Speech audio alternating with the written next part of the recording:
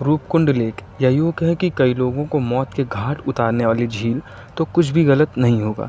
ये झील आज से लगभग 800 साल पहले अस्तित्व में आई थी।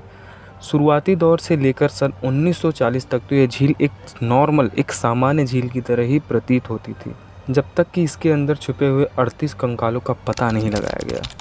ये झील उत्तराखंड की पहाड़ियों में बसी हुई है। गर्मियों में ये झील नॉर्मल झीलों की तरह ही होती है, लेकिन सर्दियों में इस झील में बर्फ़ पड़ने के कारण ये झील पूरी तरह से बर्फ़ में दब जाती है। तो क्या है रूपकुंड झील के बारे में कहानी, रूपकुंड झील के इतने फेमस और डरावने होने के पीछे का कारण?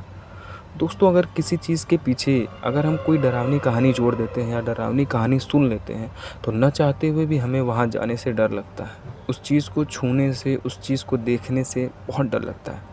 रूपकुंड झील के बारे में जो कहानी है वो हम लोग सुनते हैं। दरअसल दोस्तों, रूपकुंड झील का रहस्य तब तक रहस्य बना रहा जब तक कि इसे सन 1942 में एक फॉरेस्ट रेंजर हरिकिशन मधवाल ने खोज नहीं निकाला। दरअसल हरिकिशन मधवाल उस समय के फॉरेस्ट रेंजर थे, जो कि नंदा देवी नेशनल पार्क में काम किया करते थे। हरिकिशन जी ऐसे ही किसी दिन रूपकुंड झील के पास टहल रहे थे और टहलते टहलते वे इस झील के करीब पहुंच गए। पहले पहल तो ये झील उन्हें एक सामान्य झील की तरह ही लग रही थी, लेकिन जब वे इस झील के थोड़ा और पास गए तो उन्हें इस झील के अंदर कंकाल जैसी सफ़ेद आकृति दिखाई दी। वे जैसे ही झील के थोड़ा और नज़दीक जाते हैं, उन्हें कंकाल एकदम स्पष्ट रूप से दिखाई देने लगते हैं। ये दृश्य देखकर कोई भी आदमी डर के मारे कांप जाए। फिर उनका डरना तो स्वाभाविक था। वे डर से सहम जाते हैं और वहाँ से जल्द निकलने का फैसला करते हैं। वो रास्ते भर एक ही चीज़ सोच रहे थे कि इतनी सारी मानव कंकाल उस झील में आखिर आई कैसे। सबसे पहले तो जैसे तैसे करके वो अपने घर पहुँचते हैं, लेकिन वो ये बात अपने परिवार में से किसी को न बताकर सीधा ब्रिटिश अथॉरिटी के पास जाते हैं। वहाँ जाकर वो ब्रिटिश अथॉरिटी को पूरा हाल सुनाते हैं। ये सुनकर ब्रिटिश अथॉरिटी डर जाती है। उन्हें लगता है कि कहीं ये कंकाल जापानीज़ सोल्जर का तो नहीं, जो यहाँ घुसपैठ करने की कोशिश कर रहे हों और किसी कारण मारे गए हों। लेकिन फिर उन्हें ये पता चलता है कि कंकाल तो जापानीज़ सोल्जर से भी बहुत पुराना है। अब कहानी थोड़ी आगे बढ़ती है। रूपकुंड झील के मिलने के तकरीबन 6 साल बाद सन 1950 में वहाँ एक एंथ्रोपोलॉजिकल सर्वे किया जाता है, जो कि इन कंकालों को स्टडी करने के लिए ही किया गया था। इस सर्वे में एक नई बात सामने निकल के आती है कि सभी कंकालों की मौत सर पर चोट लगने की वजह से हुई है, जो कि किसी गोल चीज़ से हो सकता है। हो सकता है ये चोट उन्हें तब लगी हो जब वो रूपकुंड झील के आसपास कहीं जा रहे हों, और जब वे रूपकुंड झील के नज़दीक होंगे तब कुछ बर्फीले तूफान आए होंगे, जिनके साथ कुछ पत्थर भी आए होंगे, और उन्हीं पत्थरों के कारण इनके सर पे चोट लग गए होंगे, जिसके कारण इनकी मृत्यु हो गई होगी। और इसी बात से जुड़ी एक कहानी है जो यहाँ के लोकल लोग बताया करते हैं, जो मैं आपको आगे बताऊँगा। तो कहानी थोड़ी और आगे बढ़ती है, और फिर जब इन कंकालों का रेडियो कार्बन डेटिंग करी जाती है, तो वहाँ से ये पता चलता है कि ये सभी कंकाल आज से लगभग 850 साल पुराने हैं। मतलब कि इनकी मौत आज से लगभग 850 साल पहले हुई होगी। लेकिन हैरानी की बात तो यह है कि इस जगह जब 2003 में नेशनल ज्योग्राफिक टीम ने यहाँ से 30 कंकालों को निकाला, तो उनमें से कुछ में अभी तक मांस चिपका हुआ था। हो सकता है ये कंकाल ठंडे पानी में रहने की वजह से इनका शरीर प्रिजर्व हो गया हो। नेशनल ज्योग्राफिक टीम को कंकाल के साथ साथ लकड़ी के बने हुए कुछ आर्टिफैक्ट्स, लोहे की बनी हुई कुछ नुकीली चीज़ें और तो और चमड़े की चप्पल भी प्राप्त हुई।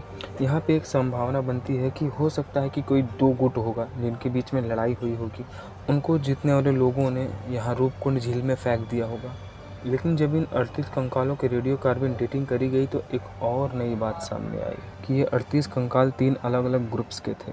मतलब 3 अलग अलग ग्रुप्स, 3 अलग अलग प्रकार के लोग, जिनमें से 23 लोग एक अलग ग्रुप के थे जो कि साउथ एशियन वंश के मालूम पड़ते थे, और जिनमें से 14 लोग ईस्टर्न मेडिटेरेनियन वंश के थे। मतलब जहाँ आज के ग्रीस लोग रहते हैं, ये लोग वहाँ के थे। हो सकता है ये 14 लोग, हो सकता है ये केवल 14 न हो बल्कि 50-100 लोगों का एक समूह हो, जो कि किसी दूसरे देश या किसी दूसरी जगह के तलाश में निकले हों और रूपकुंड के पास आकर ही किसी दुर्घटना में मारे गए हों। कुछ तो हुआ होगा जो कि बहुत बुरा होगा, जो शायद नहीं होना चाहिए था। यही तो मज़ा है हिस्ट्री पढ़ने का, जो हमें एक वक्त पीछे ले जाती है, जो हमें ये सोचने पर मजबूर करती है कि उस वक्त आखिर हुआ क्या होगा, उस वक्त के लोग आखिर रहते कैसे होंगे, क्या खाते होंगे, क्या पीते होंगे। एक उत्सुकता सी आ जाती है शरीर में हिस्ट्री की कहानियाँ किताब पढ़ते पढ़ते हम न जाने कहाँ खो जाते हैं, अपने आप को उसी जगह पाते हैं, ऐसा लगता है हम खुद खड़े हैं वहाँ पे। खैर ये बातें तो होती रहेंगी, अब आगे चलते हैं। तो आओ जानते हैं यहाँ के लोकल लोगों की बातें, वो क्या कहते हैं इस झील के बारे में।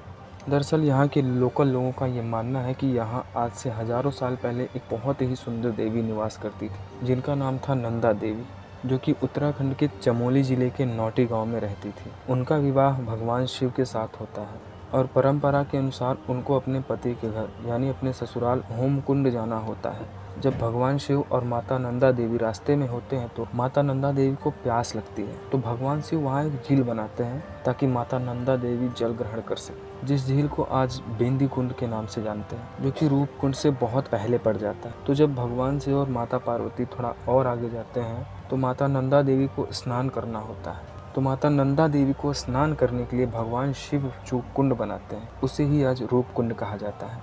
इसलिए चमोली के लोग एक परंपरा के अनुसार प्रत्येक 12 वर्ष बाद माता नंदा देवी को उनके ससुराल छोड़ने जाते हैं, जिनको वहाँ के लोग नंदा रज यात्रा के नाम से बोलते हैं। ये यात्रा तकरीबन 280 किलोमीटर की होती है, जिसको पूरा करने में तकरीबन 3 से 4 हफ्ते का समय लग जाता है। ऐसा कहा जाता है कि यह कंकाल उन यात्रियों का है, लेकिन इस यात्रा में बेदनी बुगायल के आगे न तो बच्चे और न ही महिलाएं जाती हैं, लेकिन रूपकुंड झील में तो बच्चे, महिलाएं, बुजुर्ग सबके कंकाल मिले हैं। तो आखिर ये लोग थे कौन? और एक कहानी है, दूसरी कहानी जो यहाँ के लोकल लोग बताते हैं। यहाँ के लोकल लोग बताते हैं कि एक राजा हुआ करते थे कन्नौज के, जिनका नाम था जसधवल। जसधवल और उनकी रानी बालंबा बच्चे की चाह में एक महात्मा के पास जाते हैं। वो महात्मा उन्हें उसी पवित्र स्थल होमकुंड के बारे में बताते हैं और उन्हें वहां जाके नंदा देवी का आशीर्वाद लेने को बोलते हैं। उन महात्मा के कहे अनुसार राजा अपनी यात्रा शुरू करते हैं, जिनमें उनका शाही परिवार, उनके नौकर चाकर और नाच गाना करने वाली एक टोली भी साथ में यात्रा कर रहे थे। कहा जाता है कि नंदा देवी को उनका यह नाच गाना करना बिल्कुल पसंद नहीं आया और वे उन सारे नाच गाना करने वाले लोगों को पत्थरों के बीच में फेंक दी थी, जिनसे उनकी वहीं मृत्यु